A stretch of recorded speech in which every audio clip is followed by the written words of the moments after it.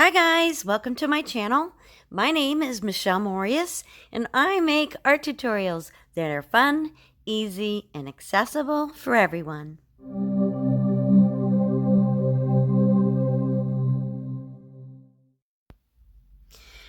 Today we're going to be doing this yummy cupcake in colored pencil. But before we get into the video, please subscribe to my channel. Leave me a comment below. I subscribed, and I'll be sure to get back to each and every one of you. So for this tutorial today, I'm using Prismacolor colored pencils, and I am using a Strathmore 400 Bristol hot press paper. So it's a nice smooth surface, and you can really add a lot of layers of color pencil, and it's easy to still erase and blend because the paper has some nice weight to it. So you always want to start with a really pretty accurate sketch down on your paper, and this gives you a good roadmap for the rest of the drawing. I like to start by going in and kind of mapping in my colors. So I'm going to put light layers down. I'm going to map in all of my different tones so that I can kind of build up slowly and gradually on all those different colors of pencil.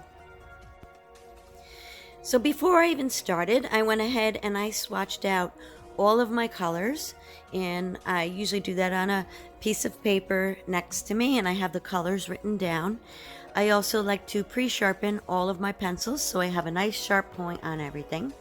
This does help in controlling the pressure on the paper so that you're not scarring the tooth of the paper and making it more difficult to put any additional layers on top of each other.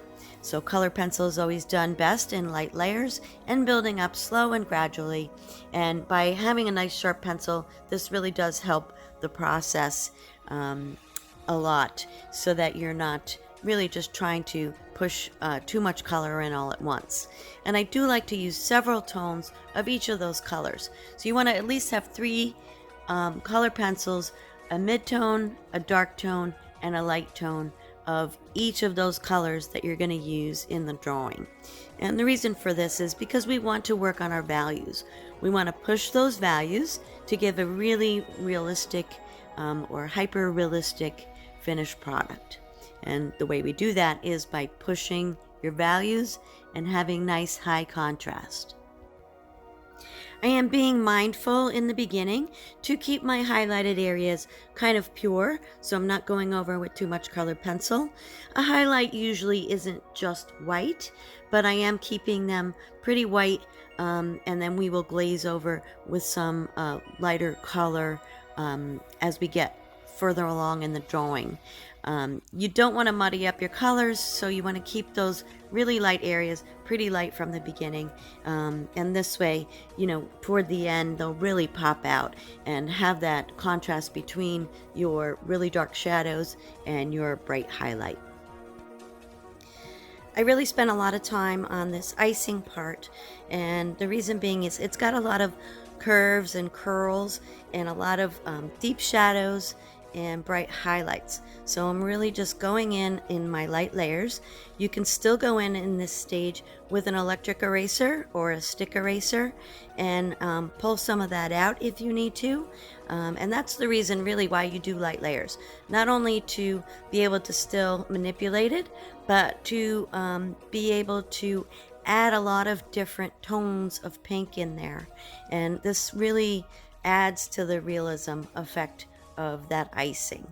So just take your time with it, and if you need to take a break, you take a break and put some fresh eyes on it when you get back to it. You need to make sure that you have enough time allotted to really go in and just take your time with it and pay attention to each little section. So you could take it a little section by little section, work on that piece, and then move on to the next section. And you're going to continue to keep going into different areas and enrich those colors and deepen up all those shadows.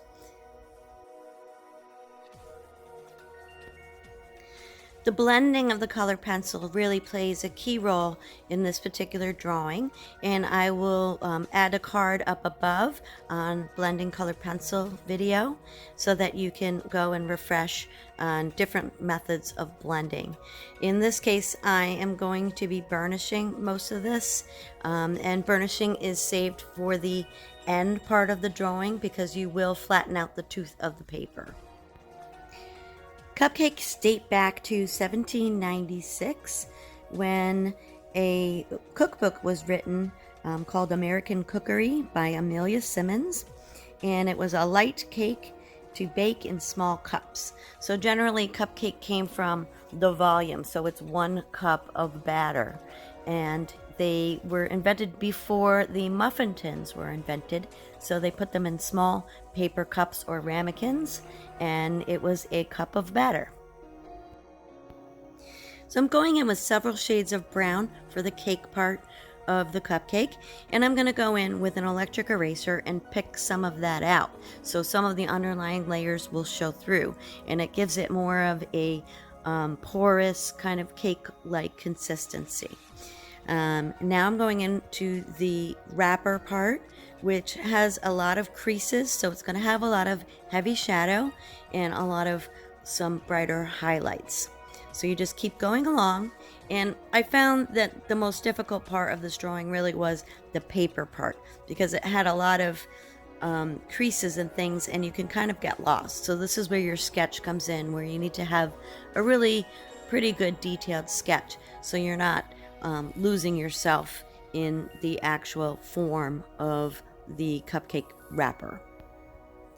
You want to always pay attention to where your light source is coming from, and this will help you as you're trying to go along and add in those shadows.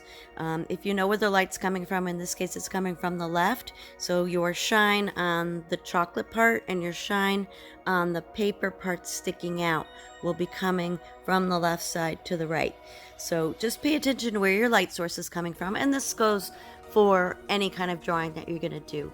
You want to make sure that you know where those highlights are, and this will help you as you're going along where to put that shine. So as you start to finish an area, you start to gradually increase the pressure on the pencil. This is called burnishing, and again, you can refer to the blending video. Now what it does is sometimes it leaves a lot of color pencil dust on the paper, so you want to go in with a kneaded eraser and kind of pick some of that up. I also have a cheap makeup brush that I like to kind of brush off all of those little crumbs of color pencil so that you're not dragging them around the paper and ruining your background. Now you'll see this coming up that I did kind of drag my hand around a little bit, and I left kind of a smudge in the background, and I'm going to show you how I fix this in the end by putting a watercolor background over to kind of hide the little bit of colored pencil that I smudged that I couldn't pick up with the eraser. You can avoid some of that smudging by keeping a piece of tracing paper or a glassine sheet underneath your hand as you're going along the drawing, and this will prevent that dust from kind of embedding in the background of the paper. In my case, because I'm filming for tutorials, I didn't want to put that paper down so that you could see the entire drawing and it wasn't being hindered by having a paper covering half of it. So you can totally avoid this, but in this case I get to show you now how I'm going to fix my mistake. I don't know if you can see the smudge that I made is just below the straw on the right hand side of the cupcake. So I'm going in with a light wash on wet technique in the background and adding some pink watercolor, and this just kind of covered up that little bit of colored pencil mistake that I made, and I'm adding in a little bit of shadow.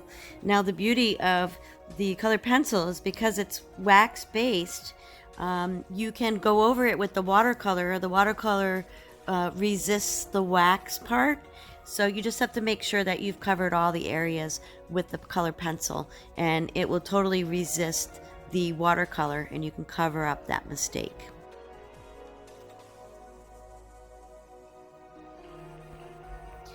I hope you find joy in making some art, and I'm trying to make it fun and fresh for you guys.